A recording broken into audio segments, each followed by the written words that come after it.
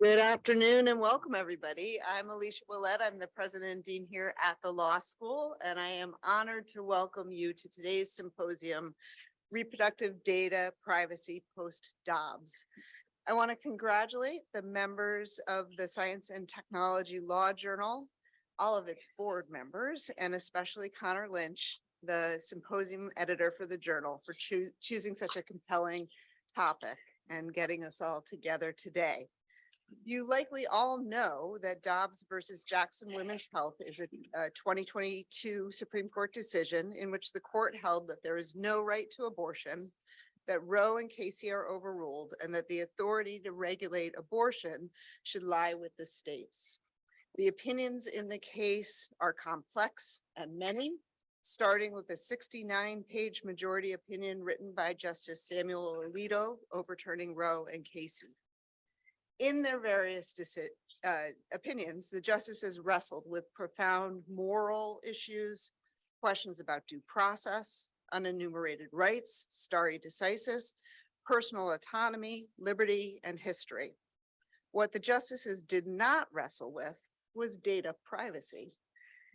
But in the immediate aftermath of Dobbs, supporters of women's reproductive freedom immediately sounded the alarm, warning others, anyone that used period tracking apps, for example, and other digital devices that created digital records of reproductive health, worrying that such apps could be used against individuals seeking abortions in states that would inevitably ban abortion.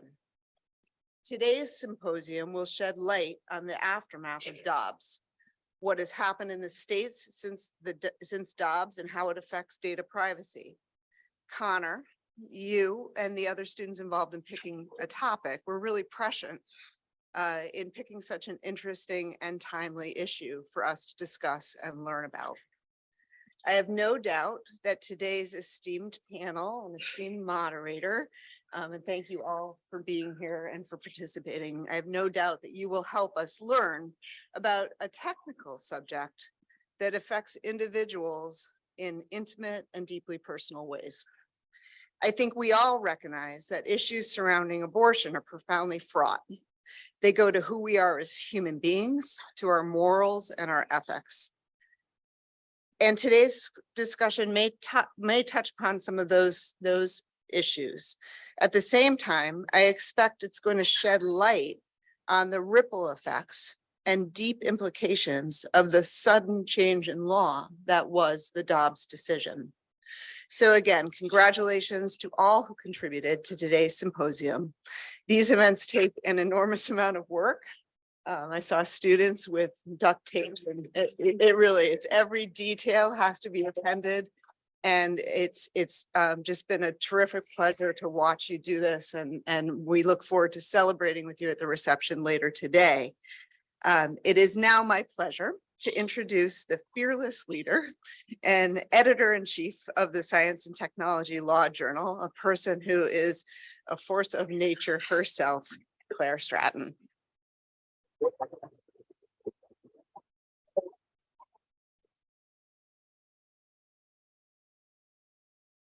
Good afternoon.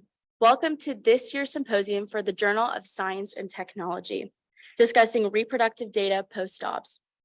Thank you all for being here.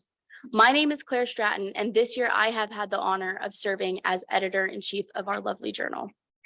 This journal is nothing short of incredible, and this symposium is just one example of how. Our journal is a tri-annual publication covering the intersection of science, technology, and the law. Since its inception in 1990, our journal has become a nationally ranked law journal. Our journal has published and continues to publish a wide array of topics that we believe shape the law and advance scholarship. We are a student-run publication with about 36 members who edit our articles. Once a year, we host a symposium where we invite a panel of speakers to come and talk about topics that we believe are important. These symposiums are a great way to facilitate conversation, but we really hope that you walk away with a little bit more knowledge or a fierce passion that inspires change. We have quite a treat today, and that is all thanks to my colleague, Connor Lynch. who has taken on the role of symposium editor this year. He began developing this topic over the summer, and it really could not be more relevant considering the day and age that we're in. Connor has done a terrific job in coordinating everything for this symposium. We have 3 fantastic speakers and one of the greatest moderators we could have asked for. Before I pass over the mic, I would like to thank our journal advisor, Professor Robert Heverly, for his never-ending wisdom and guidance. I would also like to thank our moderator, Judge Leslie Stein, and our 3 speakers for today, Dean Antony Haynes, Tricia Asaro, and Allie Bohm. We really appreciate you taking the time to have this discussion with us. We know you have very busy schedules. As much as I would love to stay up here and talk, because we all know I could probably talk all day, Connor did not ask me to be a panelist. So without further ado, I would like to introduce Connor Lynch.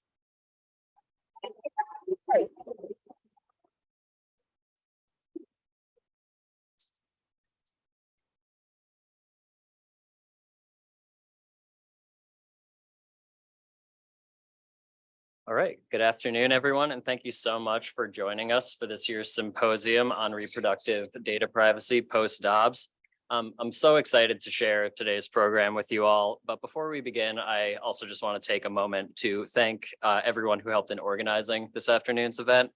And first and foremost, I'd like to thank our 3 panelists, Tricia Asaro, Allie Bohm, and Dean Antony Haynes, as well as our moderator, Judge Leslie Stein, for all their help in preparing this event and for being here with us today.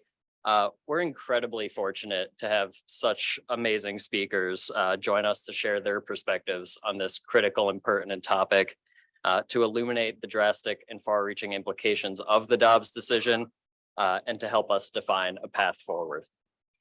I'd also like to give a special thanks to Dean Willett for her opening remarks today, and to our wonderful editor-in-chief, Claire Stratton, for her kind remarks. I think I might need Claire to introduce me more often after today, and for all her help throughout the process of organizing today's symposium.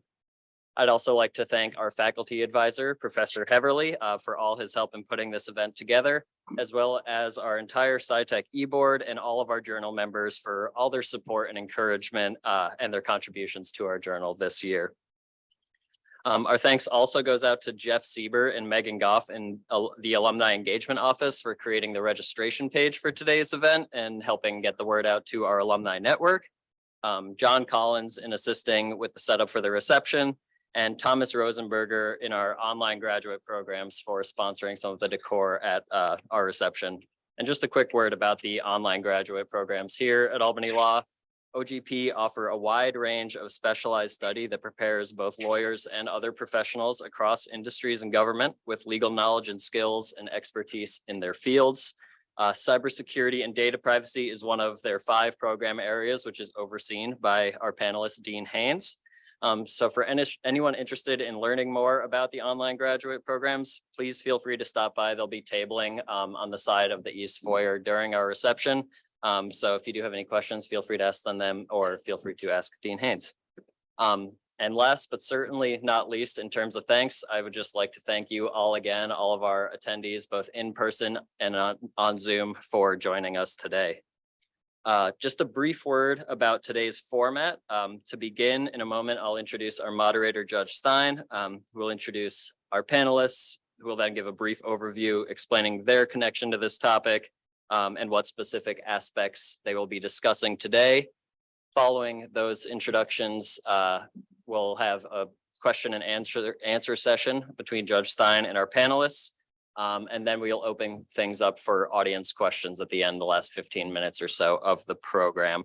And we have a microphone set up here in the corner. So for audience questions, if you do have a question, just raise your hand. Judge Stein will, call on you, for lack of a better term, and just come up to the microphone because there's issues with feedback if we move it around the room. But anyway, for those of you who may not know, our moderator, Judge Stein, is a former associate judge on the New York Court of Appeals and now serves as director of the Government Law Center here at Albany Law. We're so fortunate that Judge Stein has graciously agreed to participate as our moderator, and I can think of no better person to lead our discussion of this topic today. So, ladies and gentlemen, please join me in welcoming Judge Stein.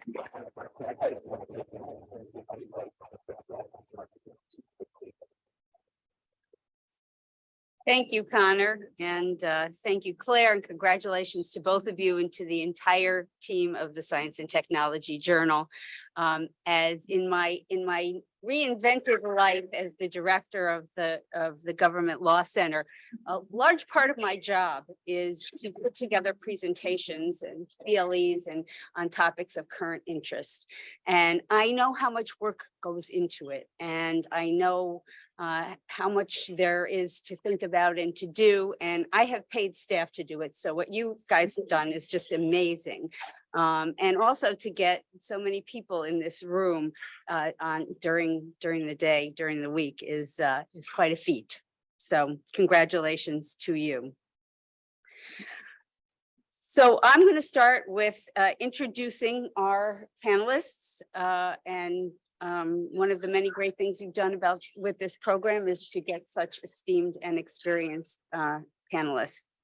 I'll start with the far left, Tricia Asaro, who is co-chair of Greenberg Traurig's Healthcare and FDA Practice Group and chair of that practice in their Albany office. Ms. Asaro focuses her practice in areas of healthcare and government law and policy. She also participates in Greenberg Traurig's Client Task Force and Pro Bono Committee, and as if that wasn't enough, she's a director of Upper Hudson Planned Parenthood. Welcome. Next, I will introduce Allie Bohm, who is policy counsel at the New York Civil Liberties Union. In that position, she develops and advocates for policy solutions primarily related to gender and sexuality and privacy and technology. Before she was with the NYCLU, she was policy counsel at Public Knowledge, where she developed and led work on privacy in the digital age.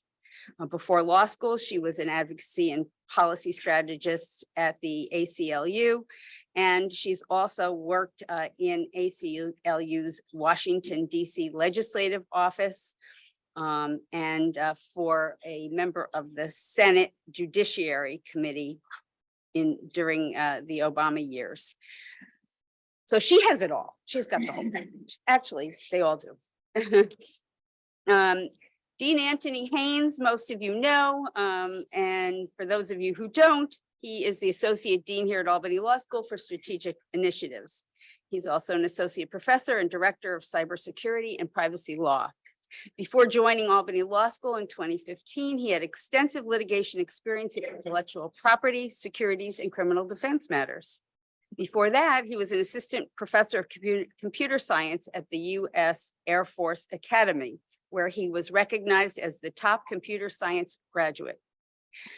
Dean Haynes developed information assurance curriculum and created intercollegiate cyber defense exercise. I don't even know what that is. Suffice it to say that he has extensive experience with numerous software and hardware technologies. So as Connor indicated, we're going to start with a brief introduction by each of the panelists, talking about what their connection to the issues that we'll be discussing today are. And we will begin with Ms. Bohm.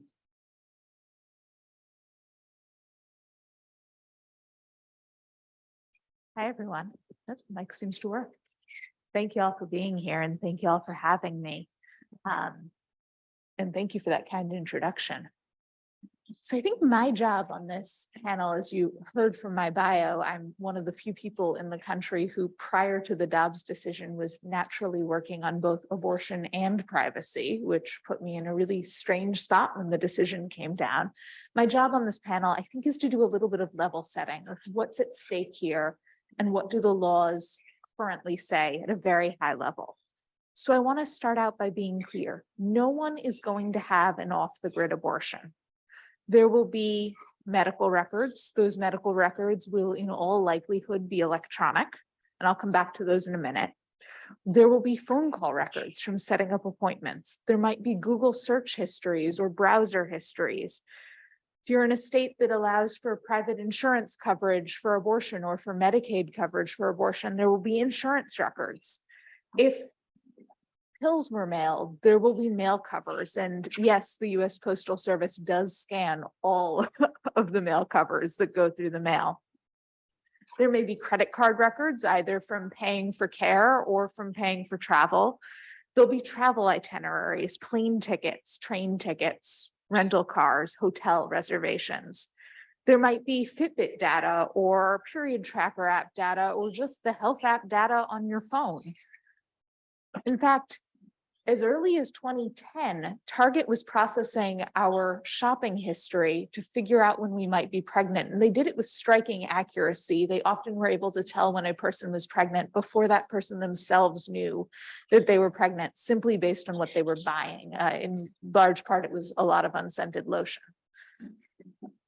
So the way that I think about this issue, because it's so big and trying to find a way in, I often think in two categories when I'm thinking about law enforcement in a hostile state's ability to prosecute somebody for seeking abortion care, or to prosecute somebody for providing abortion care, or to prosecute somebody for helping another person seek or receive or provide abortion care. So I think about the data in two categories. What can law enforcement get with legal process? And what can law enforcement just buy on the open market? The answer to that latter question is a lot. We have no general consumer privacy law, either in the United States or in New York. And much of the data that I just framed up is just consumer data. It's not health information. Even your Fitbit, and I feel like this is a common misconception. Your Fitbit, your period tracker app, all of that is just consumer data. That is not protected health information that would be covered by HIPAA. So what can we do in this space? New York can pass a general consumer privacy bill, and the Digital Fairness Act, which Assemblymember Cruz holds, is the strongest model we have. New York could also pass a sectoral bill on health information privacy. Why am I saying health information? Because we know that any privacy bill is going to be challenged as a restriction on the data holder's First Amendment rights. And we do know that there's a compelling interest in health privacy. It's how we're able to have HIPAA. We also know, by the way, that abortion is not particularly compelling to the Supreme Court right now, which is why one of the reasons I wouldn't stick to abortion as the descriptor. The other is that we know that there are many types of health information that many people find sensitive, including abortion information, but also including gender affirming care, mental health care, perhaps treatment for cancer. And so starting to segment off healthcare doesn't make a lot of sense. And we can talk more about why I am opposed to abortion exceptionalism in the Q&A if you want to go there. There are two proposals in New York right now that would do this. One of them is a proposal put forward by Senator Krueger and Assemblymember Rosenthal that is in the Senate's budget bill. No, we don't have a state budget yet. And then,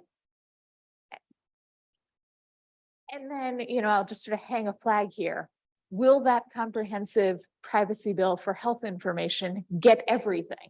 And the answer is probably not. It's going to be really hard to draft a bill that accomplishes everything. On the legal process side, New York already restricts who can issue a search warrant in ways that are a little bit helpful here. So no out-of-state judge can issue a warrant to be executed by law enforcement in New York.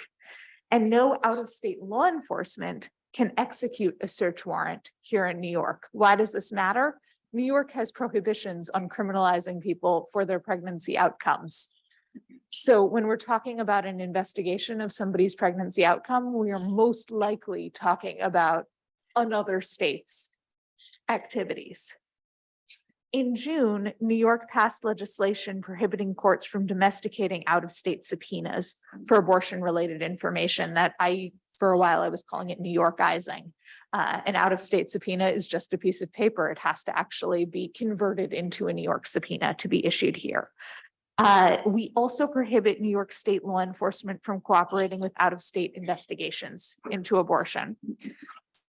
There is a bill pending that is a reverse warrant ban. And so that's a reverse warrant. You don't know the subject of the warrant. You know, I'd like all of the cell phones that were around the Bleecker Street abortion clinic or Upper Hudson Planned Parenthood, or I'd like to know every computer that searched for abortion. And there's sort of dragnet warrants. We have legislation to ban those. Now, how helpful is it in this context? We can only bind New York law enforcement. We can't bind out-of-state law enforcement, who I've already told you are sort of the big bad here. Texas law enforcement, and for all of these protections, Texas law enforcement can go to Verizon's offices in Texas or Google's offices in Texas. They can bypass New York courts and therefore New York's protections altogether. That's why data retention limits are so important. Law enforcement cannot get what Verizon or Google or insert your favorite service provider here doesn't have. So we know Google is voluntarily deleting location information around clinics. What does that look like? And how helpful is it? Does the hole in my location history, when coupled with other information, give me away? Maybe, but it's better than nothing, and other companies should follow suit. We also know that it's an uphill battle to get companies to do this voluntarily, and there may be space for legislation in this space as well. And in fact, the Kruger-Rosenthal bill that I referenced earlier does have some data retention limits in it, with this idea that the holy grail is get rid of the information. And then if Texas bypasses New York, well, that's nice, but Google still doesn't have the information about what happened in New York anymore. Finally, in our overview, I said I would come back to health records. So the P in HIPAA, as many of you probably know, is portability, not privacy. HIPAA is deliberately designed to enable sharing of health information. And that's actually for good reason, because of continuity of care. So if I move, as my bio indicated I did, from Washington, DC to New York, my health record can follow me to New York in a seamless manner. If I am traveling and I end up in the ER, my health record in another state, my health record can follow me there for seamless care. That's great in a normal world where healthcare is just healthcare. But now we live in this really scary new world where something that is healthcare in half the states is a crime in other states. And so that system, which is both HIPAA's presumption and then also our electronic health records assumption, creates vulnerabilities. And our health records, electronic health records, are generally set up as records-based systems. So that means your health record is sort of one file. It's not easy to segment off pieces of data and pieces of data. And when I've worked with or talked with providers who are working with their records management systems to try to do that, it becomes a giant game of whack-a-mole. Okay, well, we suppressed the diagnostic code, but did we suppress the prescriptions? But did we suppress the fact of the visit? But did we suppress the notes? All of those things might reveal that somebody had reproductive health care. And then electronic health records are, like our email, like our search histories, held by third parties. Many of you here probably know the third party doctrine, the idea that if I've shared information with a third party, I no longer have a privacy interest in it because that third party could share it. So that means that law enforcement can get it without coming to me by going to the third party. And it also means that there are lesser legal standards for getting it. Then raise up the question, where are Epic and Athena and the major electronic health records companies located? Do they have to come to New York, or can they come to their Texas offices? Furthermore, every provider who has access to the electronic health record system has access to the electronic health records in it. So if they know your name, they can look up your health record. That might be your PCP. Once if you've come to New York for care and you go back to Texas, your Texas primary care physician would have access to that record. But that also might mean you end up in the hospital and a nurse who's perhaps for something else, but a nurse who's, anti-choice doesn't like the way you look or doesn't, is suspicious, they could look up your health record. There are at least two, and again, sorry, let me not lose my notes. So the safest approach might be to keep paper records. Now, there are two problems here. One is that continuity of care issue. Are we going to subject abortion patients or perhaps people of reproductive age who are capable of pregnancy to lesser health care by not making their records transferable? And second, state laws and federal law incentivizes and in many cases requires the use of electronic health records. You often have to seek a state waiver if you're going to keep paper records. At least two states, California and Maryland, are considering legislation that would make it easier to suppress particular pieces of a patient's medical records. I want to just finally do, there's an overlay of federal law here and state law requirements about information sharing. And I want to spend 2 seconds on the Biden HIPAA guidance. So you all may be aware that shortly after the Dobbs decision, the Biden administration put out guidance interpreting HIPAA to remind providers and covered entities, there are only 2 mandatory disclosures under HIPAA. One to the patient if they request their own health record, and the other to HHS if they're investigating a HIPAA violation. The Biden guidance was clear that healthcare providers and covered entities do not have to respond to legal process. It's permissive. And if they are going to respond, they should only be sharing the information that is explicitly named in the court order or the warrant or the legal process.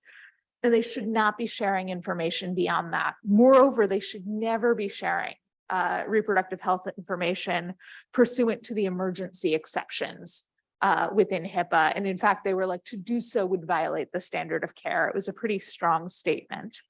One of the things that I think about when I'm thinking about federal solutions is there's a thing called HIPAA Part 2, which essentially says that certain substance abuse treatment records from certain settings cannot be used to criminalize anybody. And we've done similarly at the state level for contact tracing information and for some vaccine recipient information. I think here, because of the interstate nature of what's going on in terms of prosecutions, it would need to be a federal solution, but that is a thing that I am thinking through. Ultimately, we are in a space of plugging holes in a leaky ship. We're likely to not get them all, but each hole that we patch starts to make things a little better and a little easier. This is really a brave new world where we are trying to keep people as safe as possible and make sure that they have access to the care they need as safely as possible. I will stop talking in approximately 30 seconds, but I do want to leave you all with, at the end of this, obviously we will continue the conversation, but I do want to share a few resources because I realize some of what I've said is the problem is really large and it's really scary. So the first thing I'd say is if you are communicating with somebody, particularly if they are in a state that is hostile to abortion, about abortion care, try to do so using encrypted communications devices or encrypted communications programs like Signal. The Digital Defense Fund has a great guide to abortion privacy. I wanted to create a slide for you all, but I'm told our technology wasn't working. So Google that. And the Electronic Frontier Foundation also has tips for people seeking abortion. So both Electronic Frontier Foundation and Digital Defense Funds have some really good tips for how to protect yourselves and your friends if they are finding themselves or you are finding yourselves in a situation.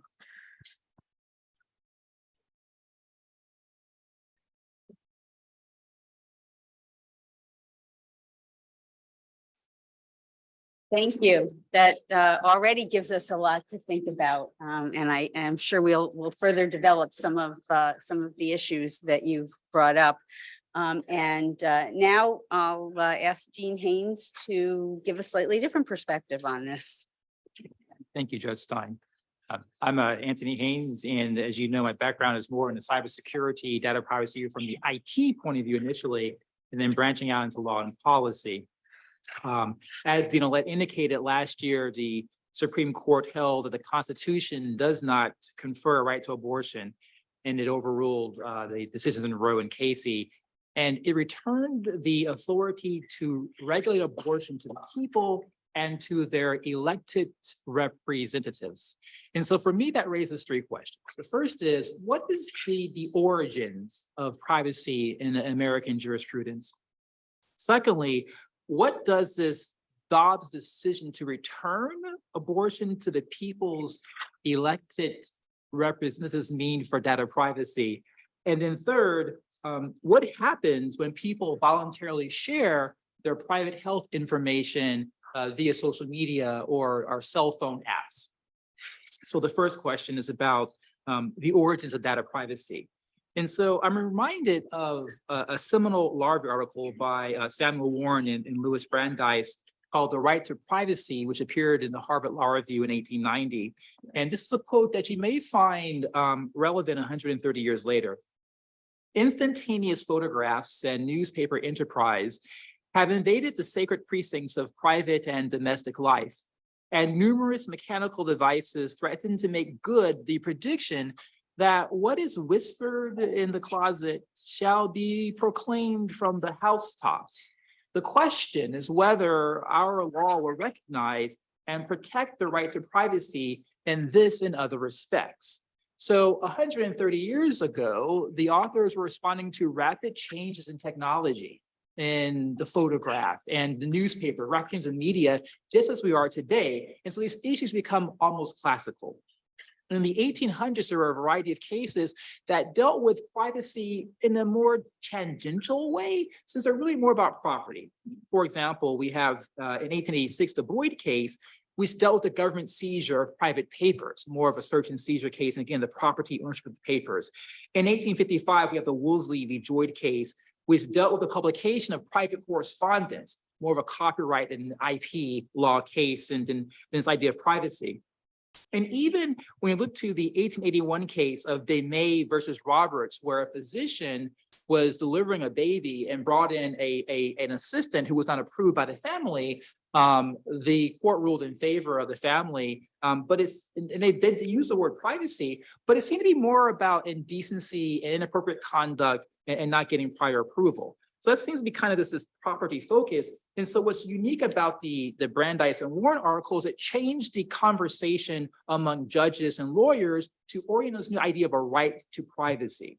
And so in the aftermath of that case, that large article, we have some courts denying it exists and some approving it. In 1892, the New York Court of Appeals denied there being a right to privacy, worried that there was a slippery slope that will lead to excessive litigation over privacy if there were such a right. In 1905, the Supreme Court in Georgia found that the unauthorized use of a photograph by a newspaper ad was a violation of a right to privacy. And so by 1939, the first restatement of torts actually recognizes privacy. And then by the 1970s, the second restatement does as well. So there's this evolution over time of acknowledging that privacy exists. And so when we get into the question, I'll go into more deeper on the modern cases in the 20th and 21st centuries. The second question is, what does it mean to return abortion to the people's elected representatives? What does it mean for data privacy? Well, in 1996, we have HIPAA, which is the Health Insurance Portability and Accountability Act is passed. And in the time since then, things have changed a lot. And HIPAA is actually mischaracterized as a data protection statute. In my view, it's really a restriction on doctors and hospitals to transmit information because it doesn't apply to anybody who's not a covered entity, such as your employer, for example, such as the law enforcement exclusion, such as most tech companies like Facebook and Google, such as DNA companies like Ancestry.com. So there's a whole range of businesses and vendors that are not covered by the HIPAA statute. In particular, there is this femtech industry, which generates about $50 billion a year in annual revenues. And the femtech industry has been derided by privacy advocates as the so-called menstrual surveillance industry. Over 100 million women around the world are using femtech products to track highly sensitive personal information. And this data serves as a gold mine for businesses. The whole point is, let's figure out ways that we can sell you things by mining your personal private information. So the pharmacies, the insurance companies, the labs collect this data, and they do so through unaccountable third parties. And the data they collect include things like your blood type, your gender, which hospitals you visited, your zip code, your age, name of your physician, prescription, all is being made available. In 2018, California passed their Consumer Privacy Act to require that businesses doing business in California let their clients, their customers know about what kinds of data they're being collected. And that is indeed a step in the right direction. We'll have more on that later.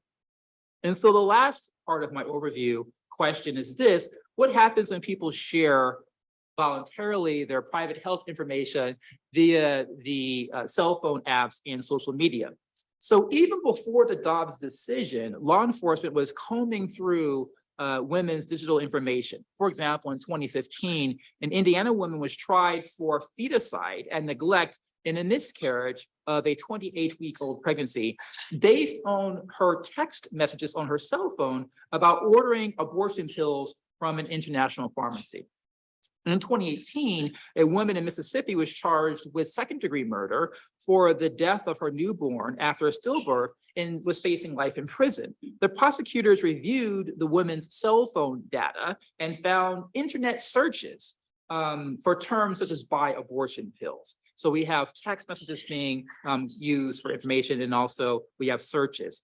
And then in 2022, after the Dobbs decision, I'm sorry, go back in time here. Yes, a Nebraska woman faced felony abortion-related charges for helping her teenage daughter end a pregnancy at 24 weeks after law enforcement obtained Facebook messages in which the mother and daughter talked about using medication to induce an abortion. So again, your Facebooks and your social media companies, your cell phone texts, your search history are all available to law enforcement. Now, these prosecutions are not unique. From 2006 to 2020, there are 1,331 arrests or detentions of women for crimes related to their pregnancies. And again, the ability and the habit of tech companies sharing their data, like Facebook did, is not unique either. In a 6-month period, Facebook received 60,000 government requests for data, and the company admitted that they gave investigators information for about 88% of the time in these cases. So again, the pre-existing structure prior to Dobbs was a really patchy and threadbare protection of data privacy. And then after the Dobbs decision, that threadbare protection became even weaker in the aftermath. Thank you.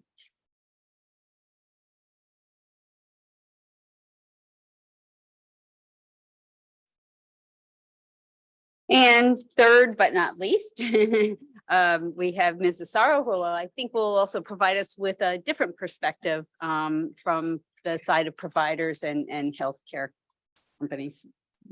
So as I was listening to my colleagues here on the panel, I was thinking, ooh, I was going to say that. Ooh, I was going to say that. So I guess the way that I'm approaching this is the types of advice that I'm giving as a practitioner who advises healthcare providers, health plans, employers, and advocacy organizations, coupled with my role on the local Planned Parenthood board. I was at a board meeting last week and I asked the CEO, I said, so here we are in New York, where it's not the same environment as Texas. Tell me, how have things changed for you? And so she told me they are certainly doing SWOT analysis of all of the technology that they have to, and hiring ethical hackers to ensure the integrity of their electronic systems for their protected health records. But other things as simple as for some of the services that they're providing, they have switched to, I think I'm getting this right, excuse me if I've got the terminology wrong, but nitrous oxide. Because it lasts in the body for a shorter period of time and you're able to drive home and you don't need someone to drive home with you. So you don't need to implicate another person. I know that that's not privacy related, but I'm just trying to give you a flavor of the types of things that providers on the ground are grappling with. Everything from hiring ethical hackers to saying, how do we support our patients? So I think as we've heard, the post-Dobbs landscape of privacy laws is not set up for where we are, for how people navigate the healthcare system, for the types of resources that people use to support their health activities, and importantly, how they access healthcare services through things like period tracker apps and Google searches. So that leaves a lot of vulnerability for data privacy and reproductive health services. Right now, too often, I think the burden is on individuals. So women are deleting their period tracker app, for example, but there's certainly a role for providers, health plans, employers, and advocates to support their patients, to support their employees, to support the members who are covered under their health plans, et cetera, to help relieve some of the burden of ensuring that reproductive health data is maintained in a safe and secure way. So I think we've heard HIPAA. I want to take a step back and just kind of level set what HIPAA does do, because I think we've heard it's not the solution. But what HIPAA does provide is that as a general matter, your health information cannot be disclosed or used without your consent by a covered entity, which is very narrowly defined. It's a health plan, it's a healthcare provider, and it's a clearinghouse, which really they just kind of manipulate the data so that the plans and the providers can talk to one another. So very narrow, plans and providers generally, and then business associates, which are entities that are supporting the covered entities. But again, what HIPAA says is, as a general matter, your health information can't be used or disclosed without your consent, with the exception of payment, treatment, and operations. So every time you go to the doctor's office and they give you the HIPAA form and you sign it, you're like, yeah, I've been doing this for 20 years. That's what you're consenting to or not consenting to. I went last week. I said, yes, my husband can have my access to my records without qualification. I'm fine with that. That's my decision. But that's what your HIPAA privacy forms are really getting at. It doesn't apply to most entities. It doesn't apply to these tech companies. It doesn't apply, as Antony said, to employers. It doesn't apply to Verizon. I think all of these are very good examples of where our data is housed, and HIPAA does not apply to them. And so the protection doesn't prohibit disclosure to law enforcement agencies by those organizations. And I think we talked about how app location data and search history they're not covered by HIPAA either. It's important to know that this is not new. You referred to several cases. I had an example of 2015 Indiana woman. Texts and web search history led to law enforcement for that she was convicted for terminating her pregnancy because of those. Again, none of that was protected by HIPAA. So, and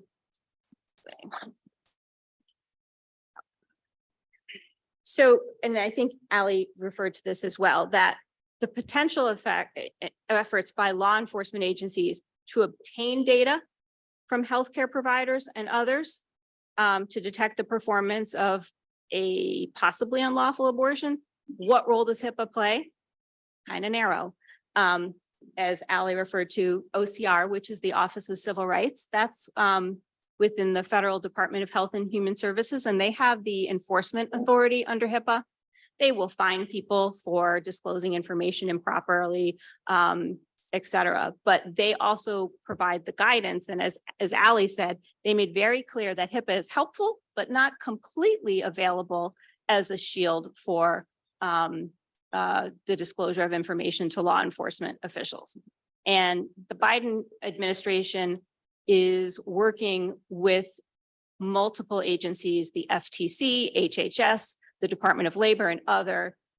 They've been directed to take steps to protect reproductive health services information, but all of that is in process, and we are still waiting for HIPAA 2, as you referred to. So we can expect continued efforts at the federal level, including HIPAA, but it's not going to be the solution. So I want to just, again, kind of clarify what happens when someone comes knocking on your door, and if you're a provider or a health plan, and they say, oh, we'd like you to disclose some records, law enforcement, we would like some PHI, protected health information. And what's the response to that?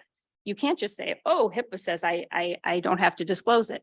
Really, the question is there a court order, a subpoena, a summons, some other type of lawful process that's appropriate in this circumstance that would permit, very important, permit, but not require the disclosure? And if the answer is yes, there is lawful process, there's still the question of whether the provider or the health plan is going to choose to disclose that information, because they are not required to do that under HIPAA.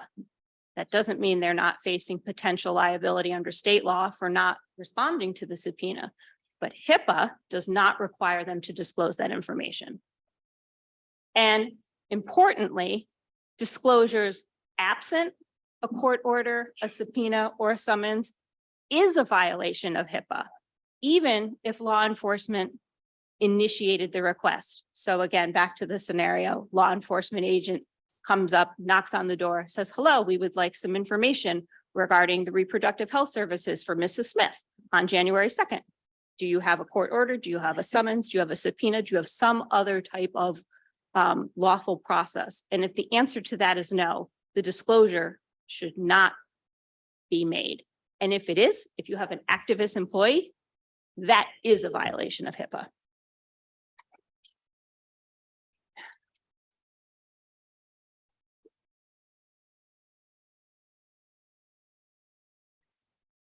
Thank you. I keep coming back to the plugging holes in a leaky ship, and I'm wondering if that's what we're going to walk away with here. But this is all very, very informative and helpful, I think. Now I'd like to step back a little bit and maybe get a little more in depth about some of these issues. And Dean Haynes, I'd like to start with you, and maybe you can talk, you talked about some of the historical underpinnings, but talk a little bit more about what privacy really is. What are the bundle of interests that are involved in privacy, and which of these privacy issues are most, or interests are most at stake with the Dobbs decision? Great question. So one of the difficult things about privacy is that it's not a single thing, it's a bundle of interests. And if you look at different scholars, they will bundle those interests differently. So one scholar sees three ways of looking at it. You have access privacy, decisional privacy, and then informational privacy. So access is this idea of being left alone and not being bothered.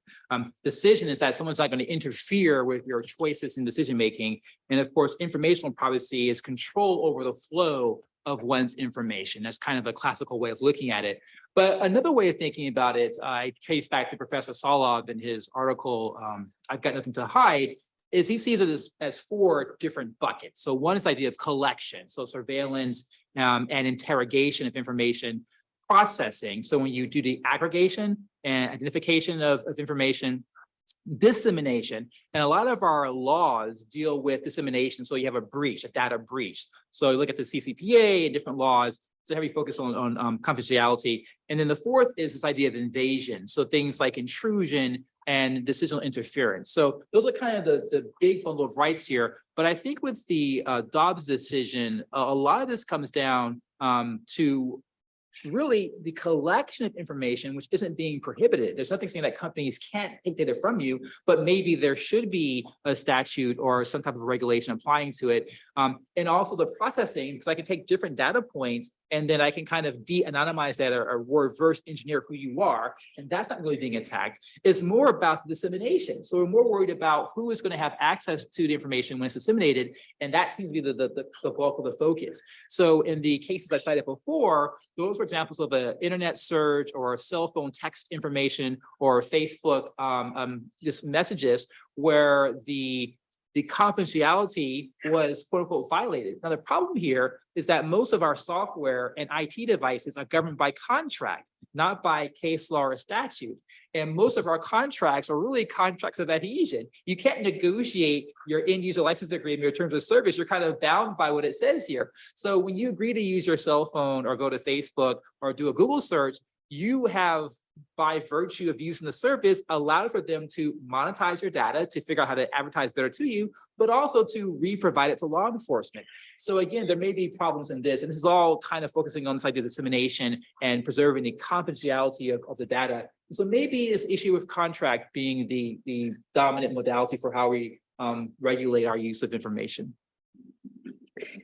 Ms. Bohm, you talked a little bit about some of the proposals that are currently in our state legislature and a couple of things that are going on in other states. Can you address what maybe more can be done, what more we can learn from other states to take care of these problems? Sure. Oh my gosh, got that way too close to my face. So, I said quickly in passing that New York's proposed solutions have both sounded in trying to create some shields in our criminal legal system to throw sand in the gears of hostile states' investigations of abortion providers, patients, and helpers and seekers in New York. So not necessarily stopping those investigations, but saying New York is not going to cooperate or use state resources to aid in those investigations. And those became law in this past June. We have pending right now, and I suspect something will pass this legislative session, to create some privacy protections for all of that health information that is not protected health information, that is just consumer data. That I talked about earlier. And those are actually pretty well written, frankly, in large part because we have learned from other states. There is a real ecosystem of those of us who are doing this work, sharing language amongst ourselves and workshopping it together and coming up with, what is the most strategic thing to do? What's going to be the most effective? I think the thing that we really have left to learn, and this is probably not the only one, but is getting into the electronic health records. Right now we have electronic health record companies who are saying, we don't want to create segregable records. We don't want to make it easy to suppress abortion information or other types of healthcare that someone might not want to share, because that's an engineering problem and that's hard.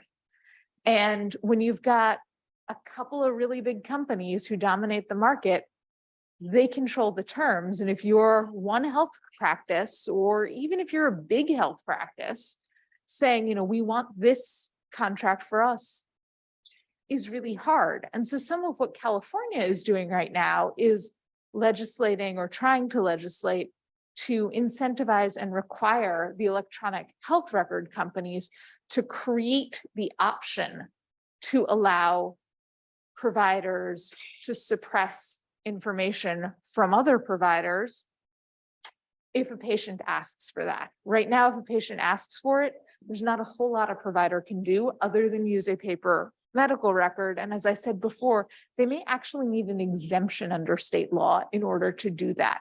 And so I do think the next frontier that we need to be moving into, assuming we pass a health privacy bill this year, is looking at what California is doing around electronic medical records.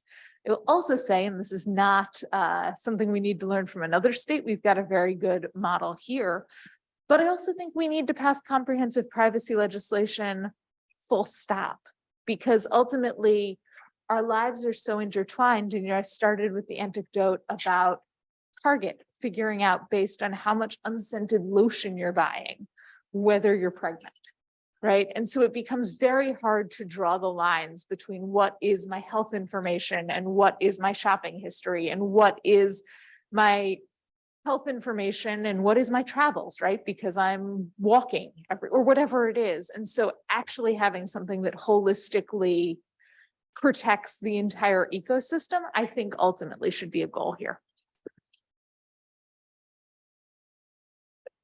Are there any, do you think that there are any impediment? Well, obviously there are some impediments to doing that, but would that result in limiting the rights, commercial rights and things like that?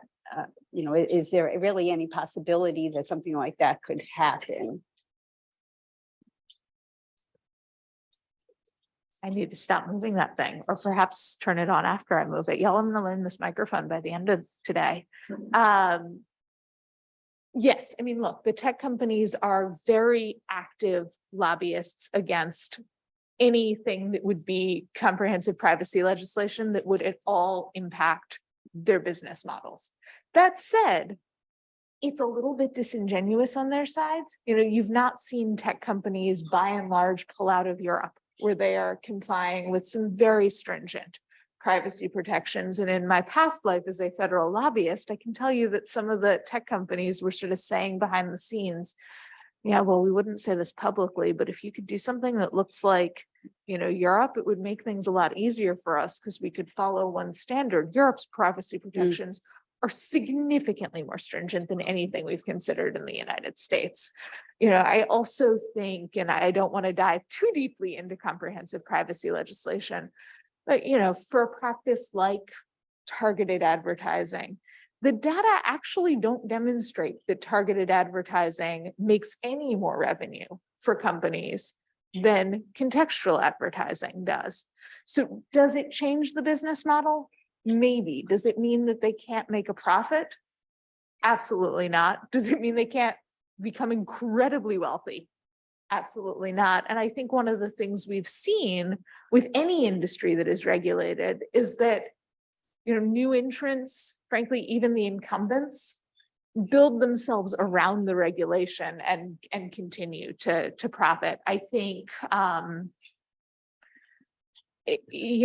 to my mind, there is some question about what do we as a society value, because there is always trade-offs. And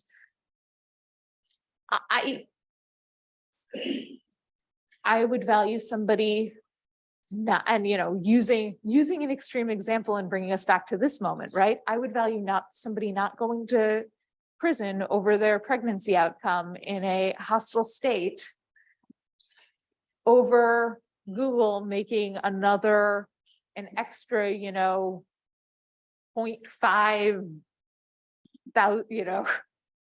$5,000, right? Like, I don't even, I can't quantify it in that way. But I do think some of those trade-offs, we also want to bring our values into that conversation.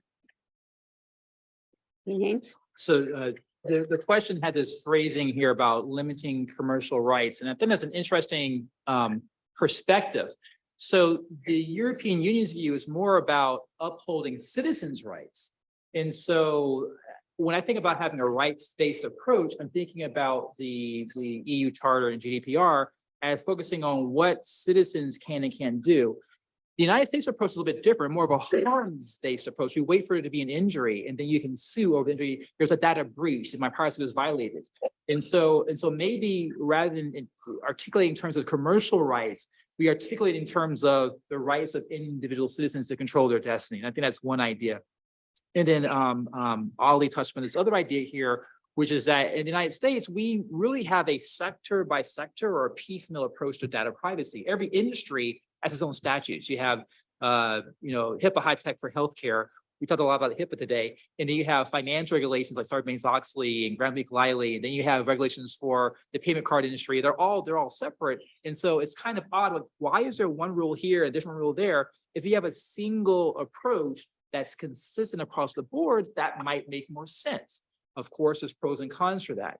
And so this becomes a big challenge here. Many years ago, in the United States, most companies were opposed to there being a federal legislation because they viewed their ability to maximize profits as greater if they just go ahead and did it state by state, because there are very few regulations. Now that more states are actually starting to pass these statutes around data privacy, companies' views are shifting to think, wow, it's really hard to do state by state compliance. It might be easier to have a single federal regulation here. So I think even the companies are thinking that their commercial rights might be maximized by shifting their viewpoints as well.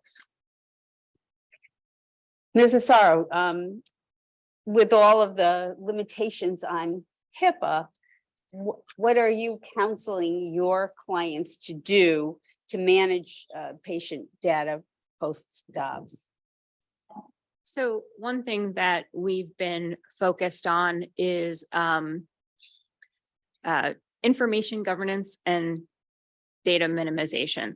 And, there's in the background, there are lots of other legal regulatory requirements that require data to be retained in some form.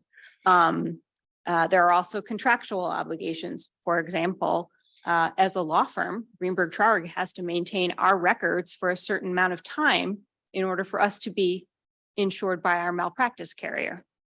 So we have data retention requirements. And so one of the things that we've been working with our clients on, and it's going to be specific to whether they're a health provider or a health plan who have heightened obligations to retain medical records, or an employer, and you might be thinking, under what circumstances an employer going to be having information that might be relevant. Okay, well, I called up my HR department and because I live in Texas, but I want to secure an abortion, and saying, do we have travel benefit? Or I send an email, or I do an instant law messaging. Is that data being captured and retained? So being very thoughtful about what information you are storing and how long you're storing it for. That's one of the threshold things that we've been working with all of our clients, regardless of whether they're a plan or a provider or an employer. And then education, educating employees in particular about appropriate use of data, appropriate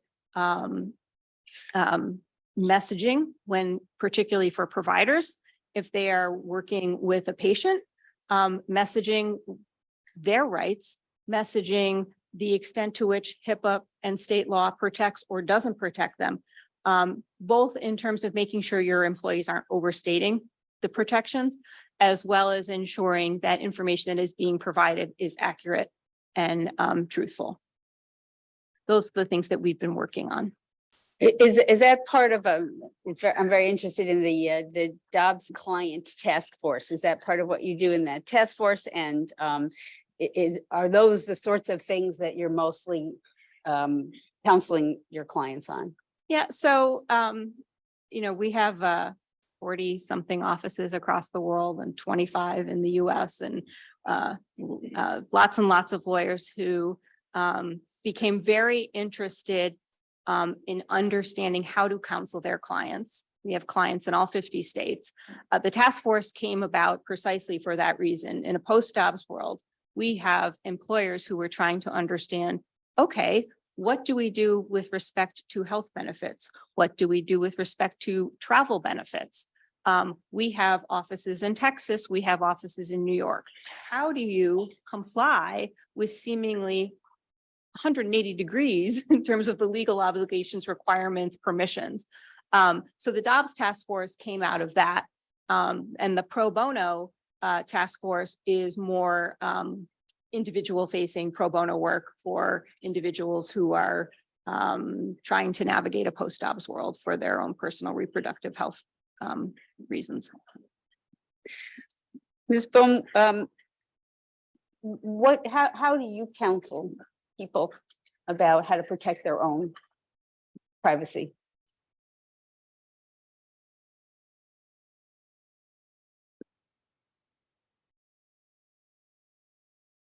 It's hard. So on some level, it depends on your goals and it depends on your individual risk and your individual risk tolerance.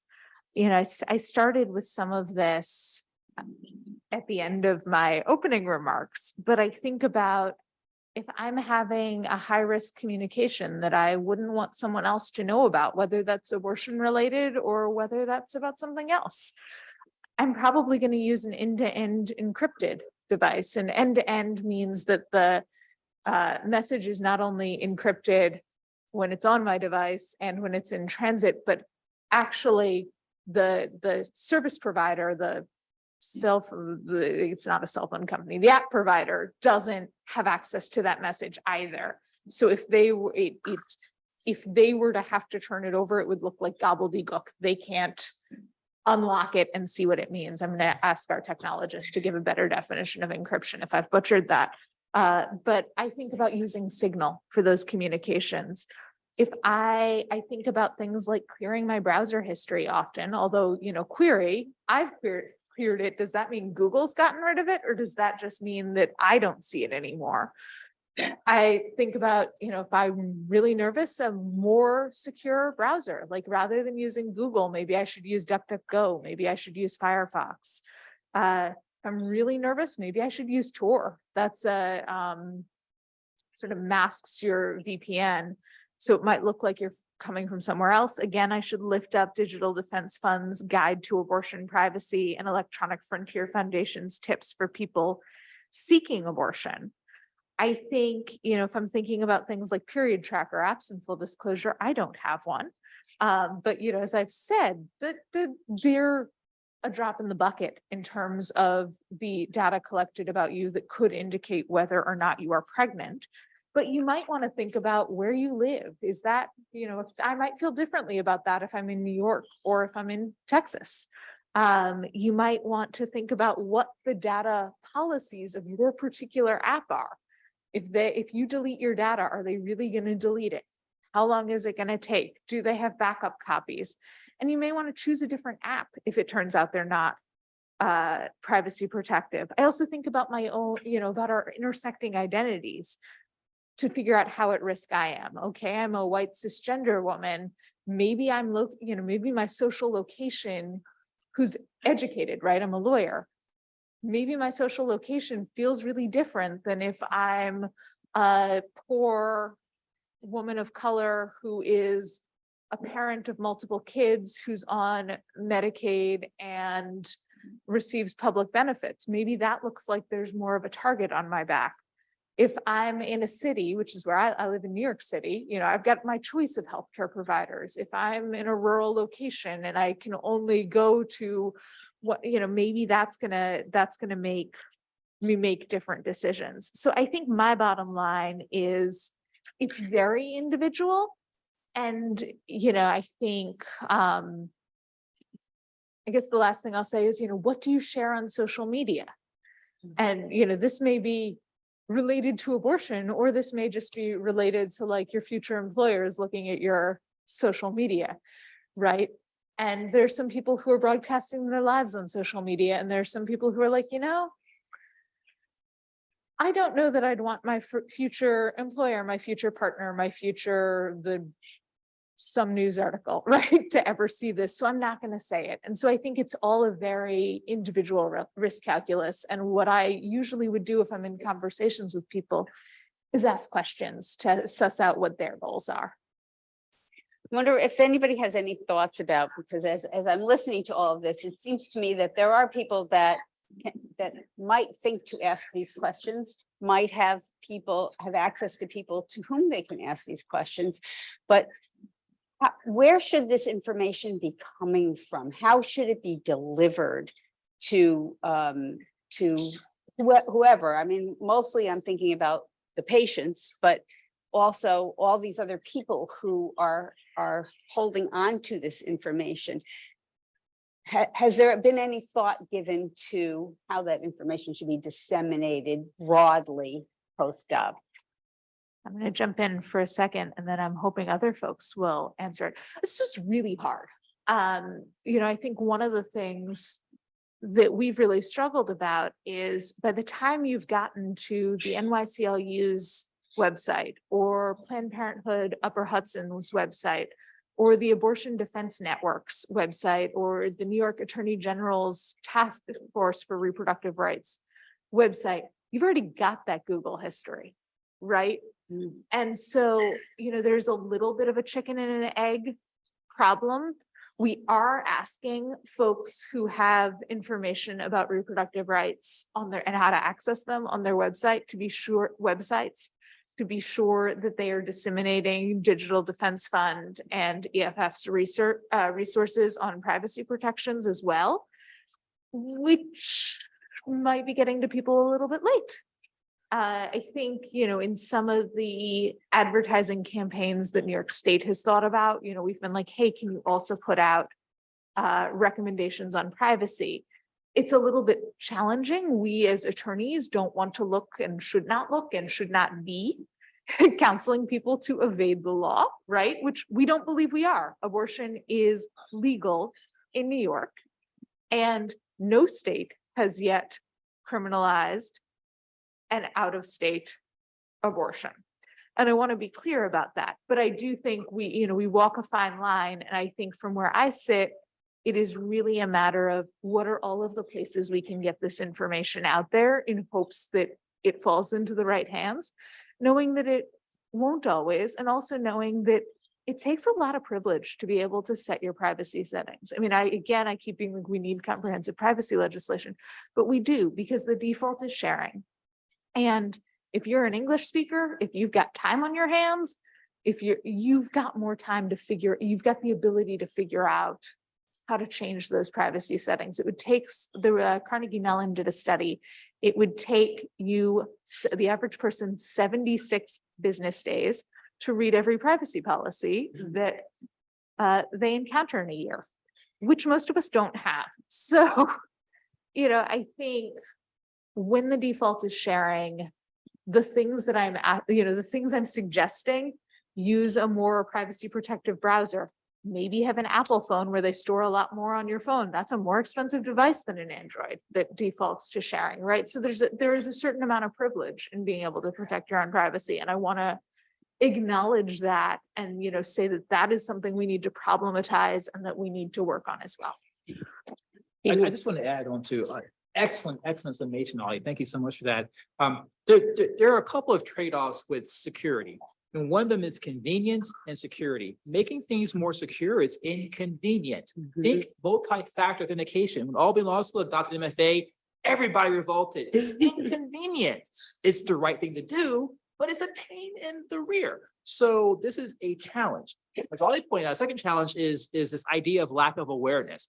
The default on everything is to share. I'm going into looking at YouTube videos and I have a Gmail account. And whenever I look at it, it's trying to make me out myself as Antony Haynes if I want to comment on any video. I need to create a different account so I don't comment because I don't want to be outed like me. So if you're using Siri or Alexa or a voice assistant, it's always listening. And law enforcement has gotten from Amazon the audio recordings or the search history of Siri to do prosecutions for crimes. So you have a spy surveilling your homes as a problem here. If you're using Amazon, I've been using Amazon since back in for over a decade. You cannot delete your purchase history in Amazon. It can't be done. You can hide it from yourself, but you can't delete it. So that's a permanent record Amazon keeps of you. So it's hard for this. The Federal Trade Commission has stepped up its enforcement of companies that are really abusive and failing to disclose the data they're collecting from the consumer, or just not being truthful about it. So smart TVs from Vizio. Vizio was prosecuted for collecting your TV viewing habits and selling it to advertisers, for example. GoodRx had problems with their transparency on the data from purchasing pharmaceuticals. So this thing is really difficult and inconvenient. And again, I got to tell a story here. My father-in-law is 83 years old, and he wanted a new phone. And so I got him a new Android phone. He's like, this thing doesn't work. And I'm like, it does work. It doesn't work the way I want it to work. So what I figured out is he wanted to basically have all of the things that are set on by default turned off. And I'm an IT person. It took me a couple of hours to go in and turn off all of this stuff, like all the pop-ups for the news feed and the pop-ups for all this, and then the delete the apps you don't want to have, delete things.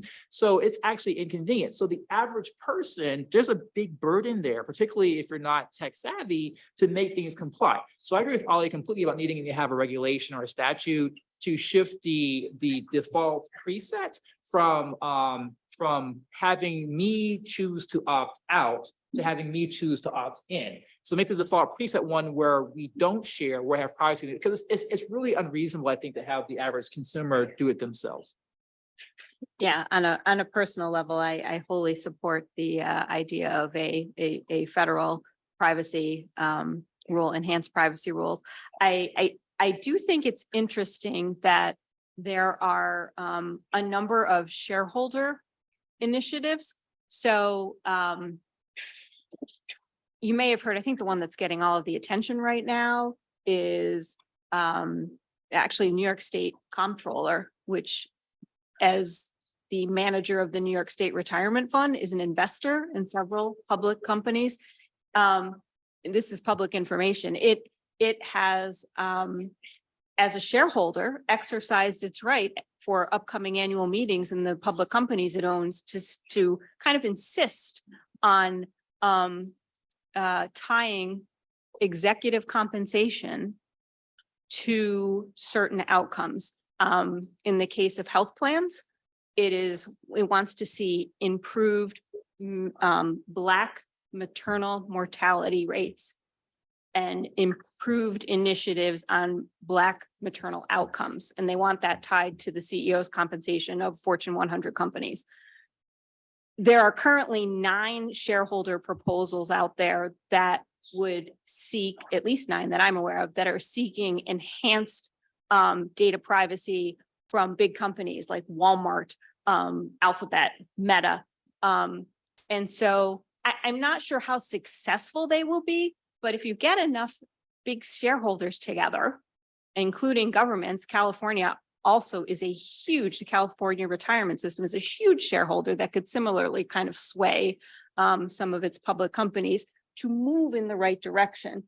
So I'll be really interested to see how these advance as the annual meetings proceed the next few weeks. Great observation. Well, we are getting pretty close to the end, so why don't we take some time to take questions from the audience? Do we have any questions?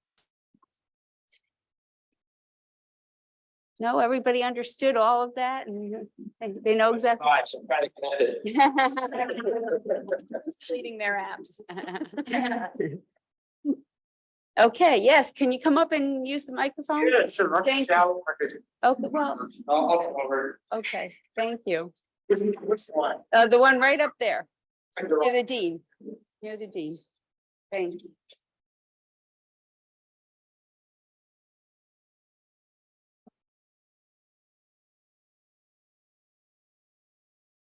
This thing on? Wait, I got it. Oh, This is you Bonnie. got it. I figured Okay. it out, sorry. Hi, I'm Christian. This question is really, I guess, for all the panelists or whoever wants to answer it. So we've talked a lot about how New York can kind of increase its own privacy laws, how it can make it easier to make sure that your data is protected in terms of pregnancy, period trackers, things of this nature. And that can be very helpful for people who are living in a state who is hostile, who have the means to travel to New York to get abortion care or other kinds of health care. However, because of the federal nature of the Supreme Court, there are a lot of places and people who do not have the means to travel to New York to access these resources. So I guess my question is, beyond improving our own laws in New York, what do we do for those people who are not able to access the resources here? Like, what do we do countrywide, I guess? So I'll start with that. And I think part of the challenge is what can we pass through Congress? Spoiler alert, nothing. And what can the Biden administration do without having a hostile court enjoin it for, exceeding its agency authority? But at the same time, I think you see things, right? You see the Biden administration convening a task force that, we talked about earlier, and trying to figure out what all they can do administratively. What can the Federal Health and Human Services Department, do administratively? I think also, and I talked a little bit about this, so federally, we have what's called HIPAA Part 2, and it's Part 2 because it's Part 2 of their regulations, that says substance abuse treatment where it happens in these particular settings, it's very narrow, cannot be used to criminalize anybody. Like, that information is not obtainable with legal process. It's not admissible in courts. We, by the way, have the same restriction at the federal level for census information. And here in New York, we have it for contact tracing information and for some vaccine recipient information. We could be passing, and I would like to see a HIPAA Part 2 that expands out. Frankly, I think the Holy Grail would just be health information should not be used to criminalize or deport anybody, because ultimately seeking healthcare should be a thing that you should be able to do. And I think that would go a long way and would, sort of help us cross state as well. Any of the privacy measures that we've talked about, I'm a policy counsel in New York. I work work with the state legislature. I work with city council. So right now I am tilting at that windmill over there, but comprehensive privacy legislation is a thing that would be fantastic to pass at the federal level if it is sufficiently strong and does not preempt states from having stronger privacy protections. But that's another thing that I think we can be doing. I think ultimately, the other thing that we should be doing is passing things like the Women's Health Protection Act that just codify a right to abortion. I will stop pontificating in 1 second, but I did want to loop back to one of the questions you asked Dean Haynes, which is, what is the bundle of rights that are, privacy rights that are at stake here? And, you answered it squarely in the terms of this panel, but, I think kicking around in my head has been the right to abortion when we had a federal right was hanging on the penumbras of privacy.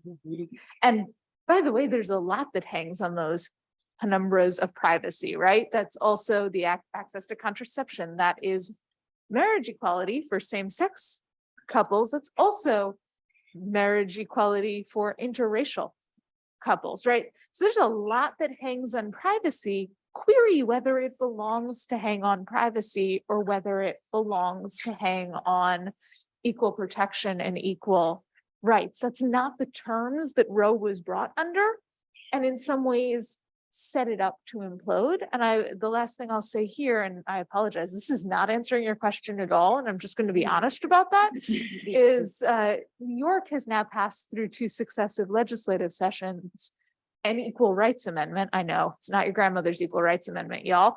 It is a truly intersectional amendment to our state constitution. Folks would maybe be surprised to know the only 2 classes protected in our state's equal protection clause are race and religion.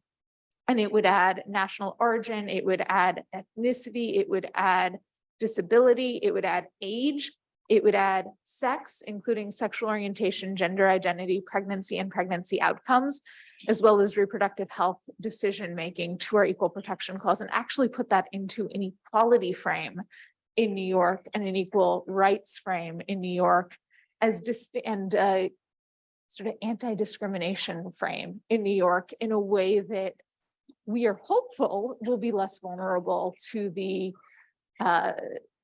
Supreme Court's cramped reading of privacy. So that's another approach as well. Stay tuned, y'all. Coming to a ballot near you in November of 2024. Thank you. Any other questions before we wrap it up? Did you have a follow-up? Sorry, I was just going to add a couple of other observations and, you know, you've accurately described that there is a large swath of this country that doesn't have the protections of New York. And it's particularly challenging for people to access reproductive health care services. There are things that can be done. They are by no means fully supportive, and there's going to be a large population that's left out.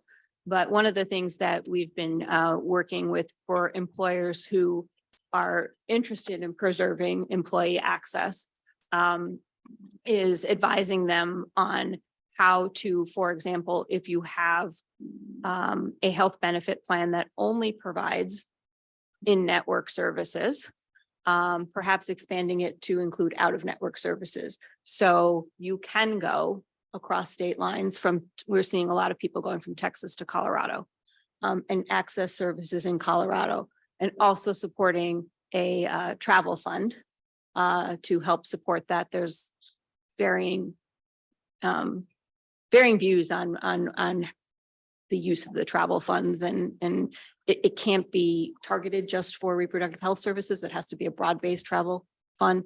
And also, again, you know, not everybody has access to it, but also having an HSA that you can use the funds to pay for whatever. I completely appreciate that that is not helping people who are accessing their services through Medicaid. Completely understand that. Marginal support, but support nonetheless. Y'all, we need to repeal the Hyde Amendment. For those who don't know, the Hyde Amendment has written on the federal appropriations bills for, I'm not going to get the number of years right, but maybe 40 years, and prohibits public funding for Medicaid coverage for abortion in using federal funds. And then there are similar amendments that prohibit Indian health services, that prohibit federal coverage for federal employees, military folks, with a few exceptions. But we need to repeal all of those, right? Like, there's a lot that if Congress were to get the votes that they should and could be doing. And then one last thought, great question, Christian. I would add this, is that for people, for women who have ability to travel, so you have money, you have relatives who can help you travel over state boundaries, the restrictions on access to abortion may not be that much of an impact on your life. It's really for those who can't travel, and that's many Americans who are unable to go across state boundaries. So an idea would be thinking about how to contribute to organizations and resources to allow for that travel. And that might be the way that we can impact our fellow citizens in other states as well.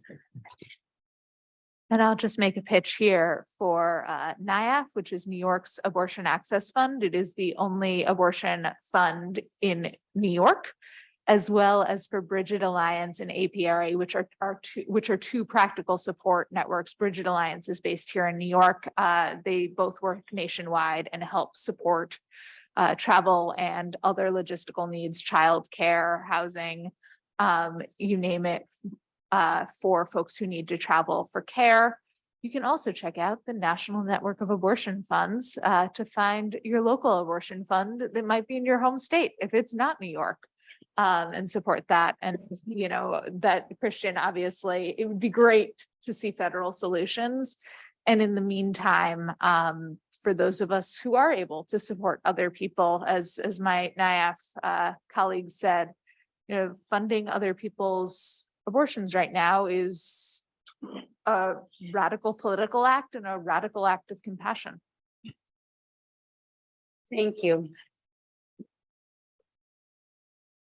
This has been amazing. You know, my head is spinning with all the, you know, federal and state and individuals, how they can protect their own privacy rights. There's really so much here to take in, but hopefully you will take that away with you and do whatever you can to get the result that you think ought to be had here. So I want to thank our speakers again, our panelists, for this very informative discussion, eye-opening, and also again to the SciTech group for bringing everyone together for such an important discussion. So please join the journal and downstairs in the East Wing for some libations.